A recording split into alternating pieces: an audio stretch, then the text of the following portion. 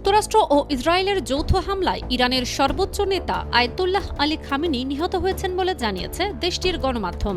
ইরানের রাষ্ট্রীয় সংবাদ মাধ্যম IRIB রোববার সকালে জানায়, ইরানের সর্বোচ্চ নেতা শাহাদাত বরণ করেছেন। এর আগে যুক্তরাষ্ট্র এবং ইসরায়েলের হামলার পর খামেনি মারা গেছেন বলে দাবি করেছিলেন মার্কিন প্রেসিডেন্ট ডোনাল্ড ট্রাম্প। বার্তা সংস্থা রয়টার্সের প্রতিবেদনে বলা হয়, শনিবার ভোরে ইরানে ইসরায়েল ও যুক্তরাষ্ট্রের যৌথ হামলা চালানোর সময় সর্বোচ্চ নেতা শীর্ষ উপদেষ্টাদের সঙ্গে বৈঠক করছিলেন। ইসরায়েলি কর্মকর্তারা জানিয়েছেন, হামলায় খামেনি ও তার শীর্ষ সহযোগীরা নিহত হয়েছেন। ইরানি সূত্র রয়টার্সকে জানিয়েছে, হামলার ঠিক আগে শামখানি ও সুপ্রিম ন্যাশনাল সিকিউরিটি কাউন্সিল সচিব আলী লারিজানির সঙ্গে খামেনি একটি সুরক্ষিত স্থানে বৈঠক করছিলেন।